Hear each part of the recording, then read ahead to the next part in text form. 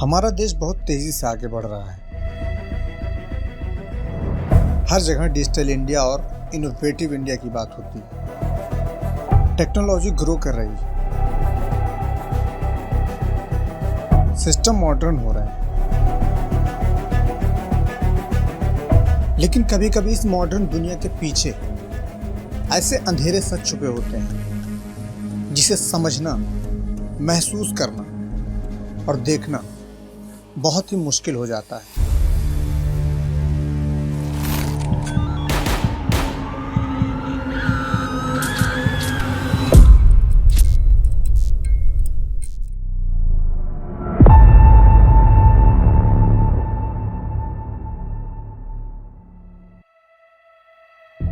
और शायद आज हम इस केस के बारे में बात भी ना करते अगर सीबीआई को इंटरपोल की टिप ना मिलती। एक ऐसी टिप जिसने इंडिया के सबसे डिस्टर्बिंग क्राइम को एक्सपोज कर दिया। इस केस के सेंटर में है एक शादीशुदा कपल, उत्तर प्रदेश का एक नॉर्मल सा पति पत्नी का जोड़ा। बाहर से देखो तो बिल्कुल सिंपल, फ्रेंडली और रिस्पेक्टेबल, लेकिन सच इतना डार्क था कि सुन के किसी का भी खून ठंडा हो जाए।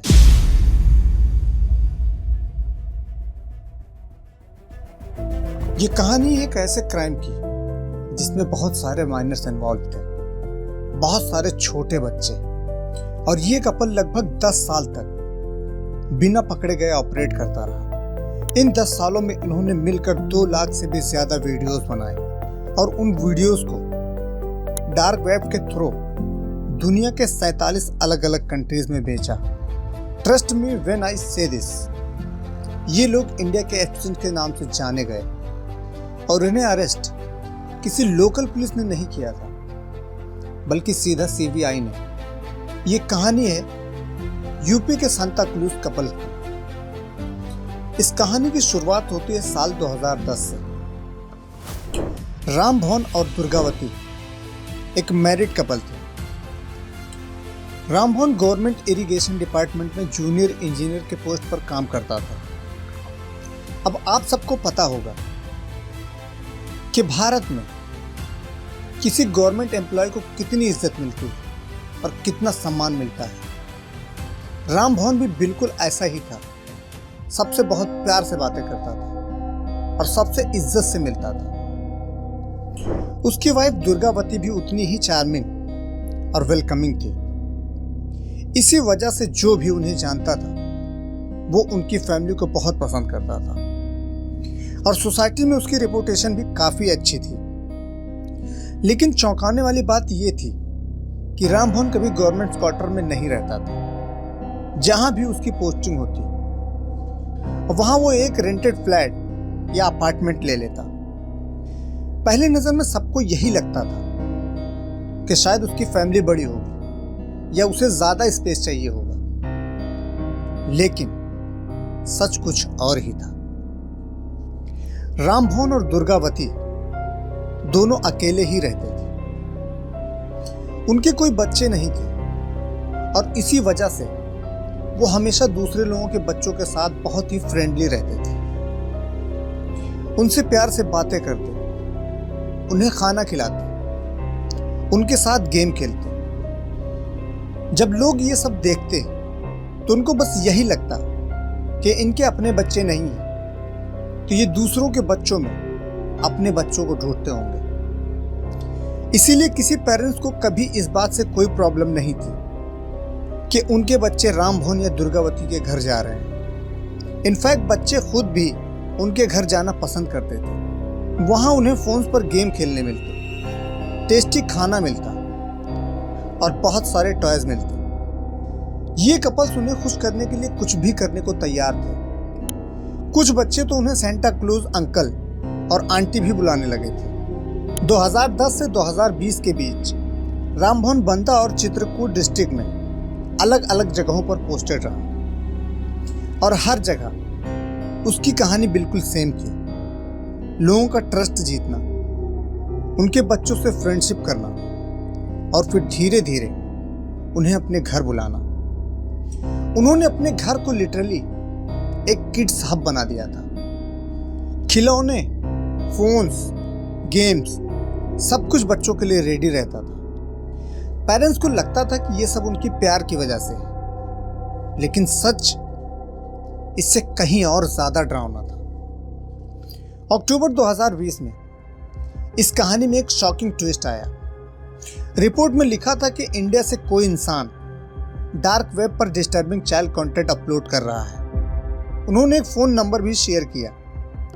जब सीबीआई ने उस नंबर को ट्रेस किया तो इन्वेस्टिगेशन सीधा राम भवन और दुर्गावती तक पहुंच गई। 31 अक्टूबर 2020 को सीबीआई ने उनके खिलाफ एफआईआर रजिस्टर्ड की और फिर 17 नवंबर 2020 को राम भवन को चित्रकूट के उसके अपार्टमेंट से अरेस्ट कर लिया गया। वहां ऑफिसर्स को बहुत सारे फोन्स, लैपटॉप, कैमरास और मेमोरी कार्ड्स मिले। जब इन डिवाइस को एनालाइज किया गया तो जो सच सामने आया उसने सबको शॉक कर दिया। लेकिन यहां एक सवाल है, जब सीबीआई उनके घर में गई तो उन्होंने ऐसा क्या देखा कि उन्हें इमीडिएटली राम भवन को अरेस्ट करना पड़ा। लेकिन उस वक्त दुर्गावती को अरेस्ट नहीं किया गया क्योंकि उसके खिलाफ डायरेक्ट एविडेंस नहीं थे। लेकिन आगे चलकर कहानी अचानक बदल गई। अपने हस्बैंड के अरेस्ट के बाद दुर्गावती एविडेंस को डिस्ट्रॉय करने लगी और सिर्फ इतना ही नहीं, वो विक्टिम्स को सीधे सीधे धमकियां भी देने लगी। पर अचानक 1 महीने बाद दुर्गावती भी पकड़ी गई। सीबीआई ने दोनों से इंट्रोगेशन शुरू किया और जो कुछ भी सामने आया वो सच में बहुत ही ज्यादा डरावना था। बच्चों के लिए प्यार का जो ड्रामा ये लोग करते थे वो सिर्फ एक ट्रैप था। ये कपल्स डायरेक्टली गरीब और कमजोर परिवारों को टारगेट करता था। उन्हें ये चीज पहले से ही मालूम थी कि उनके खिलाफ कोई भी फाइट नहीं कर पाएंगे। हर बच्चों के लिए इनके तरीके अलग होते थे। किसी को चॉकलेट खिलाना, किसी को वीडियोस गेम पसंद हो तो फोन्स, और अगर कोई बहुत छोटा हो तो खिलौने।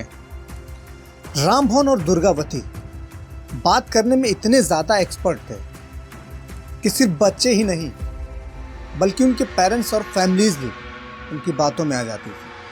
और एक बार जब बच्चा कंफर्टेबल हो जाता तब उसे घर बुलाया जाता और उसके बाद जो होता था वो इतना ज़्यादा डिस्टर्बिंग कि उसकी डिटेल्स ओपनली बताना बहुत ही मुश्किल हो जाता। इन्वेस्टिगेशन में पता चला कि ये कपल्स सीक्रेटली रिकॉर्डिंग करते थे, पर उन रिकॉर्डिंग को डार्क वेब पर अपलोड करता था।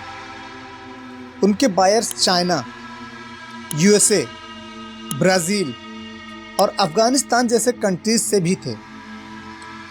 ईमेल्स के थ्रू वो दुनिया भर के बायर से कांटेक्ट करते थे और हर वीडियो उनके लिए पैसा बन जाता था।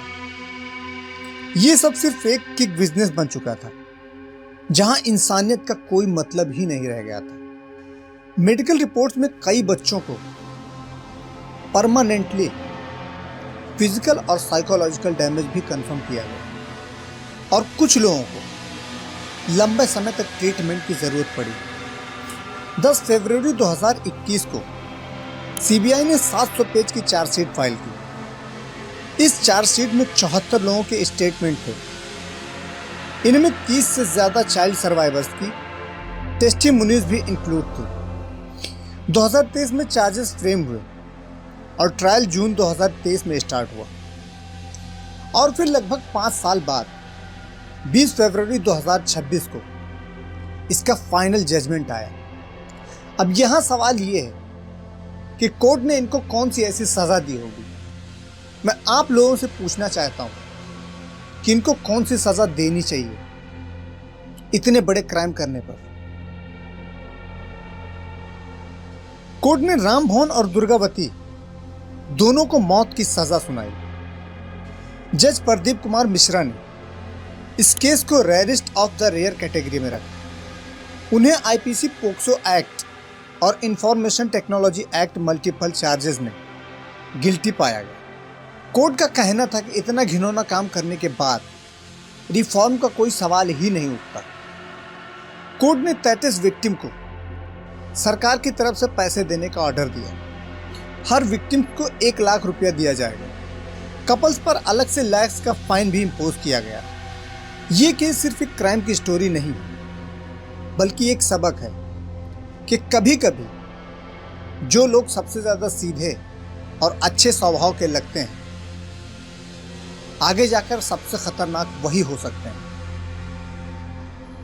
तो दोस्तों, आपने इस कहानी से क्या सीखा? जैसा भी हो कमेंट्स में ज़रूर बताएं। और अगर वीडियो पसंद आया हो तो उसे लाइक करें और ऐसी ही वीडियो को देखने के लिए हमारे इस चैनल को सब्सक्राइब करें। मिलते हैं हम अगली वीडियो में ऐसी ही एक खतरनाक स्टोरी लेकर। तब तक के लिए जय हिंद।